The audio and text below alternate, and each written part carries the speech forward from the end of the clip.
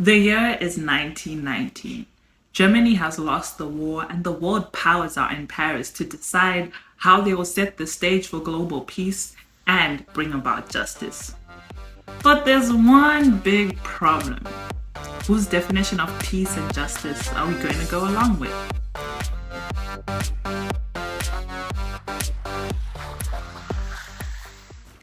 The Paris Peace Conference was faced with the daunting task of restoring peace to the world.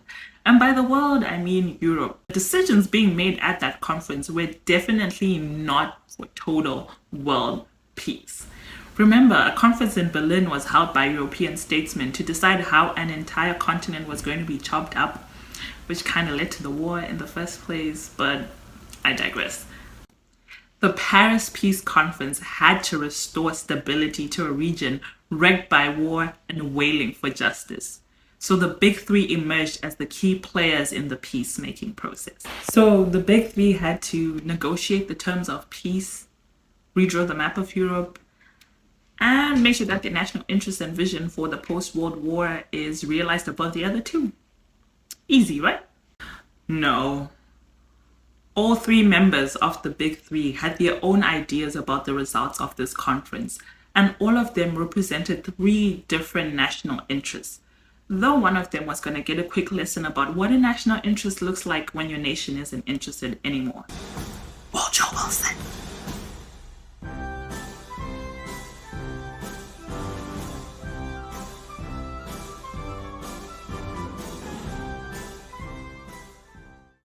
He advocated for concepts like self-determination, meaning that a nation, that is, a group of people with similar political ambitions, can seek to create its own independent government or state.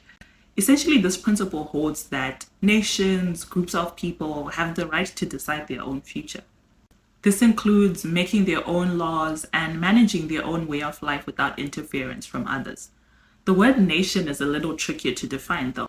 Is it a group of people who live within the confines of a border, or a group of people with shared culture, heritage?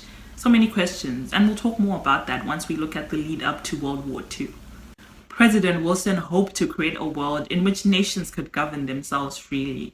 He proposed 14 points to serve as a blueprint for peace negotiations and the post-war world.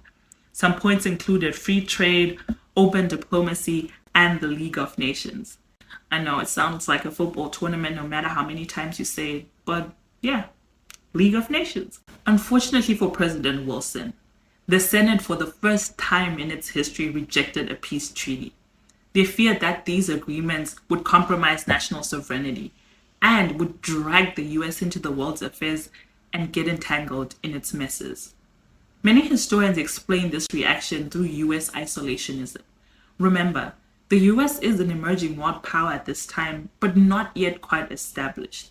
And so, even though the League of Nations was the brainchild of the USA through their president, the US never joined it. Next is Georges Clemenceau, the French Prime Minister. He was nicknamed the Tiger because of his ferocity in his writing, as well as his resolve in taking decisive action. France had been deeply scarred by the war, and now was a time for French revenge through humiliating Germany by a punitive treaty. For the French Prime Minister, Germany had to be crippled to prevent any potential aggression.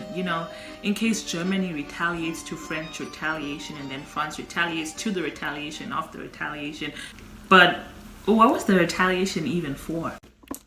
Apart from years of war which caused France to hemorrhage money and blood, in 1871, Germany annexed Alsace-Lorraine, a resource-rich area of France, in a humiliating treaty during the devastating Franco-Prussian War.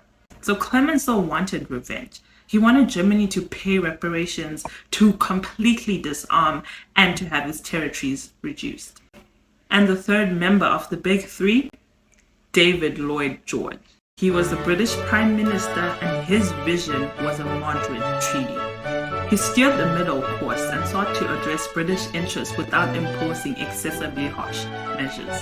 But don't get me wrong, the British public did want to see Germany held accountable for the war. Some went to the extremes of protesting "Hang the Kaiser, make Germany pay." But David Lloyd George was a little worried about taking extreme measures because he feared this could lead to a second war. And so his vision was a moderate treaty, and it would walk the tightrope of punishing Germany while still allowing for recovery. So the victors didn't get everything they wanted out of the conference. Wilson's idealism clashed with Clemenceau's desire for retribution, and David Lloyd George was caught in the middle of everything. When asked about how he felt he had done at the conference, David Lloyd George says that he thought he did a good job considering he was sitting between Jesus Christ and Napoleon. Real compromises had to be made.